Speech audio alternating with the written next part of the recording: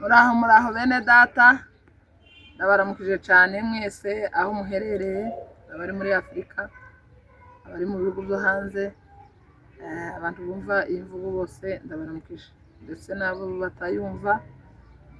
Twese turi abana b'Imana, turashimira Imana ko ibasha kuduheza uno mwanya kugira ngo tuvuge ijambo ry'Imana.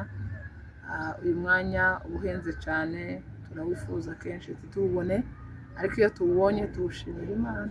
Tuwushimira Imana kuko twe niwo murimo wacu w'ivugabutumwa. Imana yaraduhamagaye kugira ngo tuvuge ijambo ry'Imana kandi tubashe kuja inama. Ibyo byose bikazanira hamwe gushima Imana. Uyu munsi turavuga ijambo ry'Imana hano mu gitabo cya Yesaya 6 ku murongo wa mbere urakomeza ukagera ku murongo wa 8. Ahangaha ni umukozi w'Imana Yesaya. Muramuzi ko ari umukozi w'Imana, ari umuhanuzi wari waratumwe mu bwoko bwabo mu gihe kigoranye.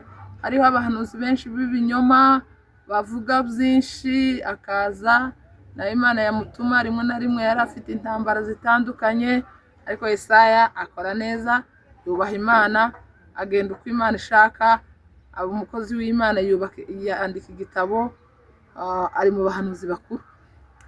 Kandi mu by'ukuri iyo tugenda twumva abakozi b'Imana bitwaye neza, natwe bibasha kuduheza imbaraga, kuko bitwaye neza mu gihe cyabo, natwe kino ni icyacu. Yesaya yaravuze hano, aravuga ngo igihe umwami Uziya yapfuye yabonye Imana. Ni ukuvuga ngo hakiriho umwami yari atarabona Imana. Ijambo ry'uyu munsi ndashaka kubabwira ngo hari byinshi ushobora kubuha ucamo zatuma utabona Imana. Ushobora kuba hari umuntu uhanze amaso ugatuma utabona Imana, ukabona wa muntu.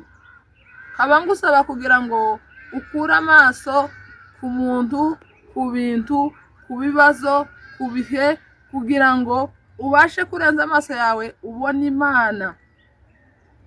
Nawe umwami yari yaratumye atabona Imana, ariko amaze gupfa abona Imana. Ni ukuvuga ngo mu bibazo yabonye Imana, kubera ko umwami yari umwami wabo, wari ubayoboye, bituma Yesaya atabona Imana.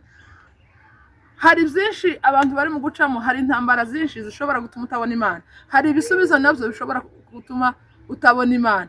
Muri ibyo byose nkaba mbasaba kugira ngo tubashe gukura amaso ku bintu byose, turebe umwami Imana, tubashe guhanga amaso Kristo, tubashe guhanga amaso Imana yadutoranyije ikabasha kutugira abana b'Imana. Tubashe kuva ku bintu byose turangariye, tubashe kubona umwami Imana. Ijambo ry'uyu munsi, ibyo ucamo byose bituma udashima Imana, bituma utagira amahoro. Ubashe kumenya ko ari mu isi, nirazima ibibazo bibi, nirazima uhure n'ibibazo, nirazima ibisubizo bibi, kuko hari benshi bagira ibisubizo ntibabashe kubona umwami Imana. Hari na benshi baba bari mu bibazo ntibabone umwami Imana. Ibyo byose bizashira, kuko hari igihe cyo kurira, igihe cyo kuruhuka, igihe cyo kubaka, igihe cyo gusenya, igihe cyo kubyara, igihe cyo gufusha, igihe cyo kunezerwa. Ibyo byose turi muri ino si biratureba. Rero biradusaba ko tubasha gutumbira umwami Imana kugira ngo tuzabashe kubana nawe mu bwami bwo mu ijuru. Nkaba mbasaba ko tubasha gushimira Imana mu biriho byose. Yaravuze ngo mu byiza no mu bibi dushima Imana. Mugire ibihe byiza. Bye bye. Murakoze.